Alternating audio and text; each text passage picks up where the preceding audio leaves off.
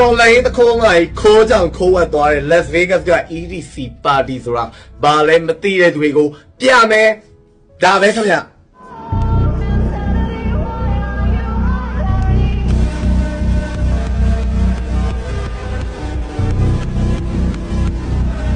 စီကမနှက်ပြန်ဆိုရင်ပြန်စပြီမေ16စက္ကွန်18 3ရက်တိကျင်းပမှာ